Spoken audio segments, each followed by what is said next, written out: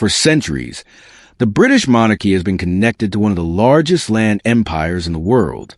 Much of that wealth sits quietly inside institutions that most people rarely hear about. Take central London, for example. Some of the most expensive areas in the city, including parts of Regent Street and St. James's, belong to the Crown Estate. These districts are packed with luxury stores, offices, and historic buildings that generate huge rental income every year. The Crown Estate also controls large areas of farmland across the United Kingdom. Thousands of acres are leased to farmers, businesses, and developers. These leases bring in steady income that continues to grow as land values rise. Another surprising source of revenue comes from the ocean. The Crown Estate manages the UK seabed out to 12 nautical miles. That means companies that want to build offshore wind farms must lease the seabed from the Crown Estate. As renewable energy expands, these leases are becoming extremely valuable in recent years. Offshore wind deals alone have brought in billions of pounds. The estate also includes forests, residential housing developments, warehouses, and commercial land spread across England, Wales, and Northern Ireland. Unlike a typical private fortune, these assets are managed more like a giant national property company. Professional investment teams run the portfolio, buying, selling, and developing land to increase its long-term value. This careful management has allowed the estate to grow steadily for decades. Every year, the profits are handed over to the UK Treasury. Then a percentage is returned to the monarchy to fund official duties, royal travel, palace upkeep, and staff at the financial system that blends ancient tradition with modern business, and it ensures that the monarchy remains deeply tied to the economic structure of Britain itself. While the Crown Estate belongs to the institution of the monarchy, the royal family also controls private estates that operate more like traditional businesses. The Duchy of Lancaster is one of the oldest. It dates back to the 1300s and has passed from monarch to monarch for generations. The estate includes rural farmland, commercial buildings, historic properties, and financial investments across England and Wales. The duchy owns thousands of acres of land. Some areas are used for agriculture, while others contain rental housing, offices, and retail space. The income from these properties goes directly to the monarch. Then there's the Duchy of Cornwall, which automatically passes to the heir to the throne. When Queen Elizabeth II died in 2022, the duchy transferred from King Charles to Prince William overnight. This estate is vast. It stretches across 20 counties and includes farmland, forests, rivers, residential developments, and entire villages.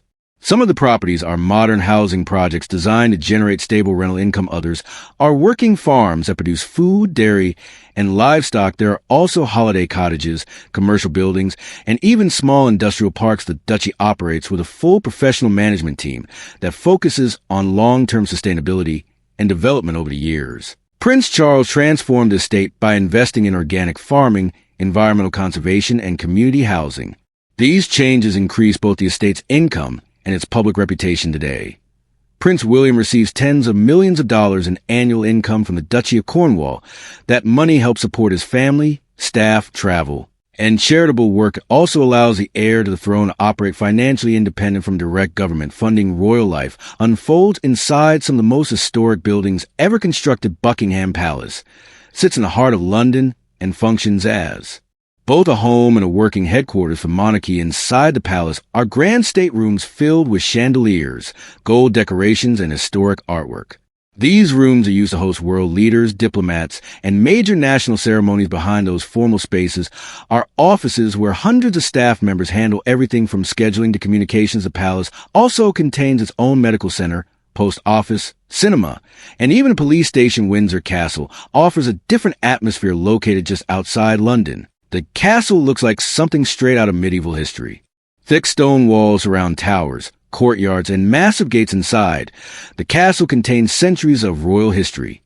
Kings and queens have lived there since the time of William the Conqueror. In the 11th century, St. George's Chapel, located within the castle grounds, has hosted royal weddings and burials for generations. Further north sits Balmoral, a private retreat loved by the royal family. Unlike Buckingham Palace, Balmoral is known for its quiet and natural surroundings. The estate includes forests, hills, rivers, and thousands of acres of Scottish countryside. Members of the royal family often spend their summers there, enjoying outdoor activities like hiking, fishing, and horseback riding. Sandringham serves a similar role in England. It's traditionally where the royal family gathers for Christmas each year. These homes are not just residences.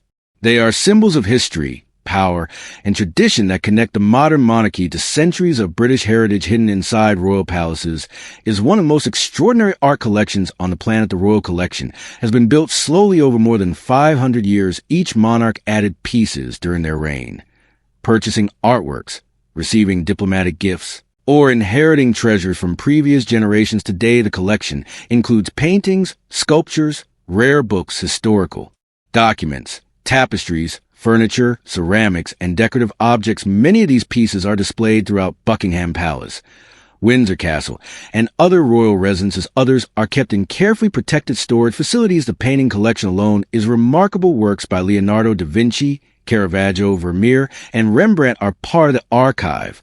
Some of these masterpieces are considered priceless because of their cultural importance. One of the most fascinating sections of the collection is the group of Leonardo da Vinci drawings. These sketches provide rare insight into the mind of one of history's greatest artists and inventors. The collection also includes historic armor, royal carriages, and centuries-old furniture crafted by master artisans beyond its financial value. The Royal Collection plays an important cultural role. Large parts of it are regularly displayed to the public through exhibitions and palace tours. Millions of visitors travel to London and Windsor every year to see these artworks up close to the collection. It is also carefully preserved by professional curators, historians, and conservation experts. Their job is to maintain and protect each piece so it can survive for future generations. This makes the Royal Collection not just a treasure trove of wealth, but also one of the most important cultural archives in Europe. Deep inside the Tower of London lies one of the most famous treasure collections in the world. The crown jewels are kept under heavy security and guarded around the clock. These ceremonial objects represent centuries of royal power and tradition. They're used during major events such as coronations, state openings of parliament, and other historic ceremonies. The collection includes crowns, scepters, orbs, rings, swords, and robes. Each piece carries its own story. The imperial state crown, palaces, historic land, artwork, and ceremonial objects cannot simply be sold like normal property. Their value exists on paper, but they function more as national treasures than personal investments. At the same time, the monarchy generates enormous economic influence. Royal events, tourism, global media coverage, and historic sites attract millions of visitors to the United Kingdom every year.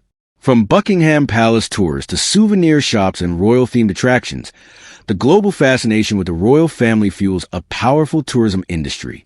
Some economic studies estimate that the monarchy contributes billions of dollars annually to the British economy. That means the value of the royal institution goes far beyond physical assets. It includes cultural influence, historical legacy, and global attention. When all of these elements are considered together, the monarchy becomes something much larger than a traditional fortune.